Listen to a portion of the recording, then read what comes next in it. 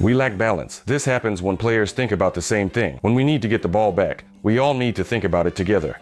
This is a problem for both the attackers and the defense. It's a problem for the team when a match is not perceived as a very important aspect. This is Carlo Ancelotti's reaction to the game against Mallorca. It ended with a score of 1-1. Madrid had 12 shots, but so few dangerous moments. So what is not working for Madrid in attack? First of all, there is a lack of balance. And look at this picture, how often Madrid players Mbappe, Rodrigo, and Vinicius Jr. overloaded the left flank, while the right remained empty, inert. Additionally, there is a noticeable void in the center of the field. This, of course, is an imbalance in attacking actions. An opponent who operates in a low defensive block easily copes with this, and Mallorca just showed a clear example that not everything is good for Madrid. Moreover, there is already information that Carlo Ancelotti will field the same lineup again in the next Spanish La Liga match against Valladolid. It seems he wants to figure out how this tactical scheme works or doesn't work. Watch further in this video.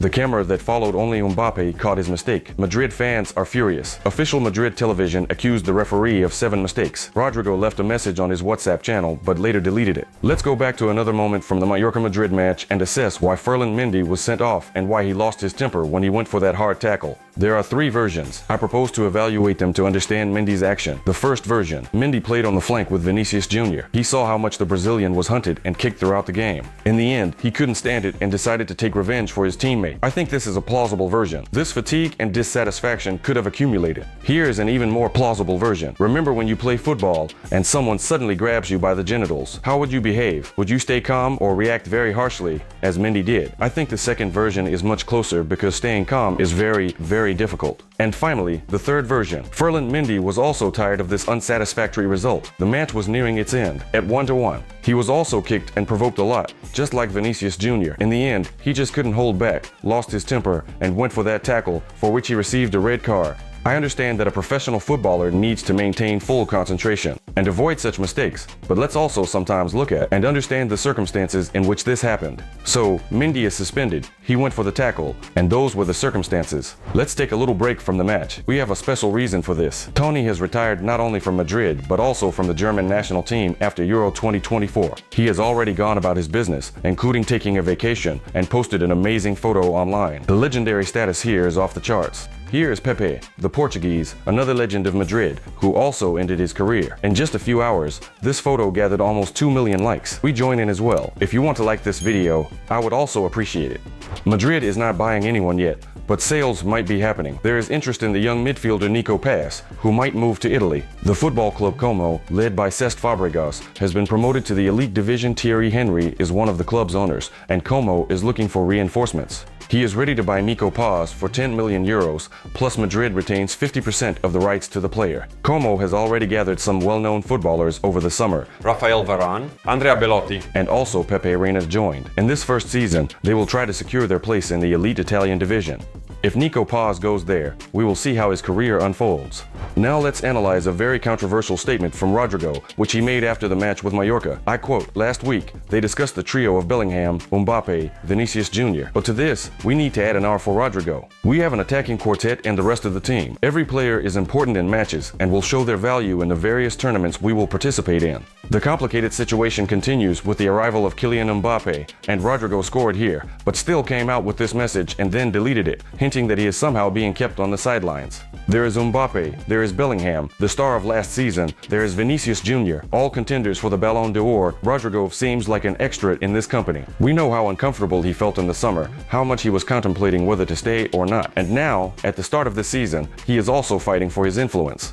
He has a big impact on the game, but we see that he is struggling for now, and Carlo Ancelotti has to deal with it. Honestly, I think that this scheme, where Rodrigo is necessarily in the starting lineup, is currently fundamental for Carlo Ancelotti. This is so that Rodrigo feels good and comfortable because he is relied upon in Madrid.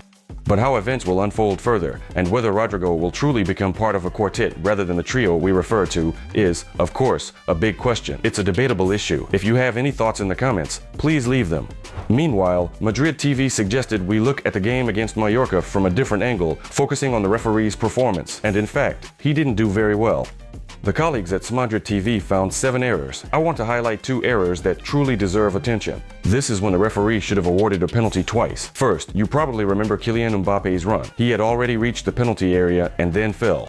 He was pushed at a speed with just enough contact for the player to fall, and it would have been a penalty, but the penalty was not awarded. And of course, another moment when there's a cross into the penalty area, the same Mafio, the main anti-hero of this match for us Madridistas, extends his hand. This is, of course, 100% penalty, but the referee doesn't call it either. There were other moments. Again, the red card that should have been shown to Vinicius Jr. for this hard hit from behind on the calf muscle comes to mind. Only one yellow card was given, and that was it. The refereeing by Cesar Sotogrado raised questions. I don't think he was against Madrid or for Mallorca. It seems to me that it was just not very professional work. And I remind you that you can find all the latest news about Madrid in the special app for fans. The link is in the pinned comment. Visit, download, and don't miss anything. And so, it seemed we could discuss the refereeing, but I see that they are discussing a completely different moment. You know that in the first Spanish La Liga match, a special camera was set up to follow Mbappe's game, and it followed him. And then it turned out that when Madrid conceded the goal, the Frenchman Kylian Mbappé got himself into a very serious situation. It was he who missed the player who scored the goal. This is all visible. You can watch it. You can assess how poorly Kylian Mbappé acted in this moment. And I read what Madrid fans are writing online. They made a Mbappé camera to give us a better view of his disgrace. They did it just to make him fail his debut. This will last the whole season. The Mbappé camera is a devilish thing. He couldn't hide from it. The world saw his disaster in 4K, and there was nowhere for him to hide. Watching his real game became much easier.